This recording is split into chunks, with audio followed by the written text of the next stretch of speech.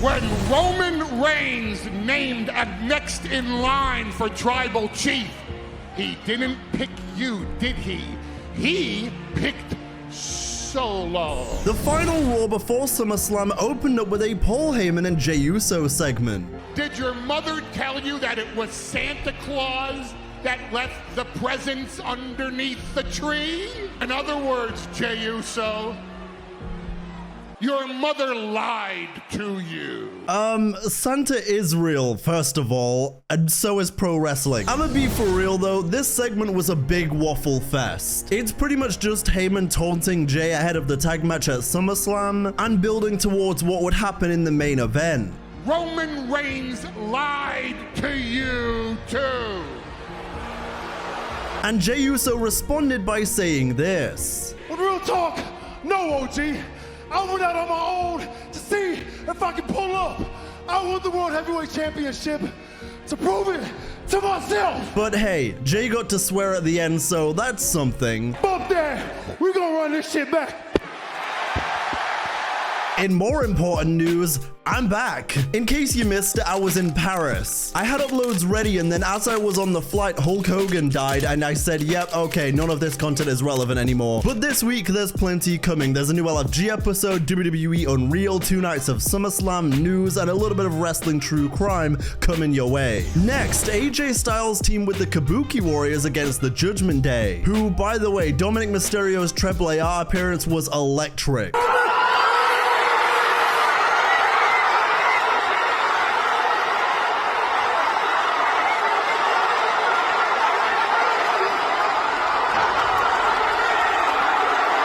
This match was enjoyable, and again, Cole was instigating the Roxanne-Dom relationship the whole time. It really begins to get loud when Styles and Mysterio get their hands on each other.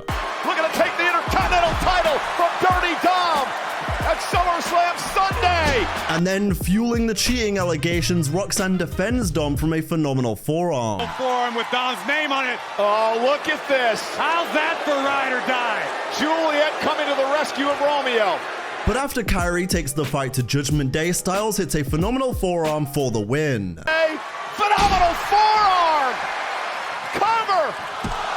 AJ Styles. I do want to see Styles win that title and face Cena again, leading to a babyface Cena holding the title for the first and final time. That's my ideal timeline, but I feel it would benefit Dom more if he retained this weekend. Most of his title reign besides the beginning hasn't really painted him as the best champion ever. Most of it has been him being injured or hiding behind excuses, so I think you need him to retain here. Maybe you give the Clash in Paris crowd a title change moment in the rematch at the end of August, and he takes it into the fall to face Cena. But next, Sheamus was interrupted backstage by Grayson Waller and the New Day, who are still mourning the death of the tag division. I'm feeling different. I got rid of Austin Theory, and now the greatest tag team of all time has my back. That's right, the New Day and Grayson Waller. I feel good. Bro, they do not mess with you, Lil Ozzy. But I will say, Grayson Waller was looking shredded low-key. We ain't scared. We ain't scared at all, Sheamus. Wood. Who? He's always been in solid shape and been an impressive athlete, but you can tell he's been putting in that work since he dropped the weight that is Austin Theory. Which, by the way, is still insane that essentially happened off screen. But Sheamus would beat Grayson Waller with a brogue kick before being attacked by Rusev with a shillelagh. Broke!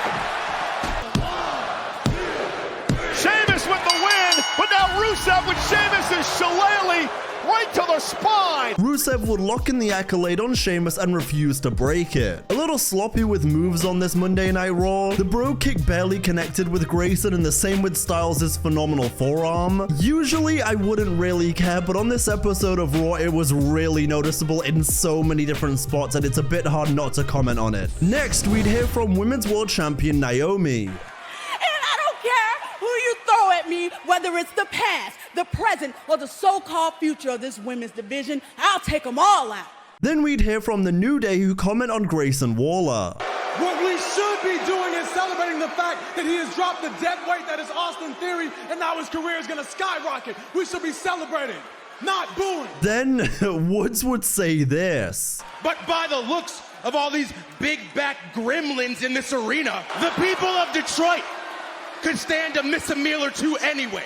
Big back gremlins? Yo, Detroit, if that was me. But then Airbnb and Paul Heyman are plotting backstage. I am going to leave down, out, and tsunami. They spur on Bronson Reed to further their goal of domination in WWE and having all-out control. And once again, it is still insane to me that it's just these three knocking about. It's essentially just a tag team right now with a manager. I have a plan. And at this point, I don't even know who really is the best decision to bring in as another man, or maybe they're waiting for SummerSlam where the Seth swerve is going to happen. Then they'll go back to being a full faction with the World Championship as well. I feel like if Seth is actually injured, which I don't know at this point anymore, then you probably need to go ahead and bring in someone else, because this just is a weird dynamic for me. It doesn't quite feel 100% right. Then we hear from Lyra Valkyria in a somewhat awkward promo. These are more than just my big shoes. These are my Becky Stompers. In 2 weeks, in 1 week, I will be standing here as your first ever two-time Women's Intercontinental Champion. Listen, what I'm about to say should not be taken as Lyra slander. I love her. She's a terrific wrestler, but it just feels like her promos are a little forced sometimes. It also doesn't help that the crowd goes from chanting her woos to trying to what chant her. Can't break the rules if there were no rules to be broken, right? Some of you guys, you might think that I'm playing right into her hands. I know exactly what she's capable of in this type of matchup. The little silences between what she says and the forced pandering to the crowd is just a little much for me. Again, an absolute baller in the ring, and the content of what she's saying here is fair enough. She's saying things like she's going to overcome the big time to become a two-time champion. I just think she needs to loosen up a little bit and not try so hard.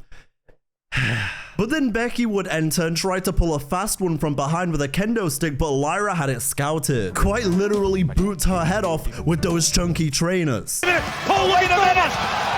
Valkyria was a step ahead! They'd continue brawling until Lyra stood tall. He's turned. But Lyra not going to allow it to happen. Was going to go for Nightwing, and Becky retreats. Then we had a very compelling interview segment with Sami Zayn. Been very clear about it. I'm trying to become a world champion here, and as long as I'm dealing with Karrion Kross, that's not going to happen. So SummerSlam, I put an end to it once and for all. Kross would enter and tell Corey to get out, and then say he could have came in here and hit him again with the bat. Because everybody I've been dealing with here in WWE, eventually, I get them to show their true colors. Except you, which is really starting to piss me off. But that would have jeopardized SummerSlam, and that doesn't work for Karrion. He'd also say he is going to beat Zayn, and when he does at SummerSlam, he wants to hear this. Kross told the truth. And then I'll go away, and you can go on and become world champion. He'd continue by saying this. You are no different than anybody else, and you are certainly no better than me. Sami agrees to Kross's stipulation, but questions if Kross is wrong about all of this. Maybe you're wrong, huh? About everything. Maybe you're wrong about me. You're wrong about everybody else. Maybe you're wrong about yourself. The promo ends with Zayn saying the following. And you're gonna look at me and you're gonna say that you were wrong. Then, as Zayn leaves, the camera slow zooms onto Kross, who thinks about what Zayn said and then smiles evilly at the camera. I do not get how more of you aren't finding this entire thing compelling. I really don't. Either this story will have Kross win, Zayn admits Kross was right and goes on to win the world title, eventually using the character development in the process, which in turn will see the real life contract situation pan out as Kross said at the end, I'll be on my way. Or worst case scenario in this story, Zayn wins clean and Kross leaves the company and none of this matters in 8 months. If Kross resigns, then he could be Zayn's first challenger after he wins the title. But then Bayley is at a loss for words after her unfortunate run of form. I already missed WrestleMania and now I'm missing SummerSlam. So Jackie, for the first time in my career, I am at a loss for words. So again, another compelling piece on what was otherwise a fairly normal Raw episode. Next, we had the huge women's tag match. And Nikki going right after Chelsea Green. Nikki has seen enough. This was a pretty fun match. Naomi at one point tries to abandon her team, but Io says, no. And then we get a great moment with Io, Nikki, and Piper. Oh, and Piper with a double clothesline and now mocking. But Stephanie Vaquer and co. would pick up the win. And now Stephanie Vaquer with the SVB for the win. Then, meanwhile, in the Judgment Day clubhouse, All these factions that come and go, but the only one that's still here is the Judgment Day. then Roxanne would give Dom a gift of a Switch 2 to play WWE 2K25. This is mine, right? Yeah. You want to play some WWE 2K25? Maybe. You know who else likes to play 2K25? Liv. Let's call her. That's great. That's great. FaceTime? Hashtag ad question mark? You know, I'm not sure what's weaker, the acting on this Raw episode or the 2K service. But the Judgment Day would at least retain the titles against the LWO, albeit with the distraction of another El Grande Americano. Americano's back. Now who the hell is this now? The Grande Americano. The guy's a foot shorter than the other idiot. Coup de grace. Pete Dunne is clearly this Americano, but to be doing this with Ludwig and now Pete Dunne, two fantastic wrestlers, feels like a corny waste of time. I'll see where it goes, and I'm glad Pete is doing something. It's just, is this really the best something he could be doing? But after a well-made Bronson Reed hype package talking about his road from injury to destruction, Rusev comments on Sheamus before their match next week in Brooklyn. He says he's gonna break Sheamus's mind, body, and spirit and celebrate his day. But this next Gunther Punk segment, wow. CM Punk was in his bag. Being as arrogant as me, but you can't back it up. I have left a trail of bodies, a hall of famers, legends, and superstars that you've only dreamed to be in the ring with. And when you compare your career, as great as it's been so far, with my career... This wasn't like the many other promos he's done since he's been back. This was straight up new source material heat. You know what, Punk? I have enough of that. Shut down. And he just continued to cook again and again. The best in the world. Period. Best in the world. See. This match is finna slap like crazy, I can't wait. Then, in the main event, Jey Uso took on Bronson Reed until Braun Breaker came down and speared him, causing a DQ. Braun Breaker with a spear! Braun Breaker!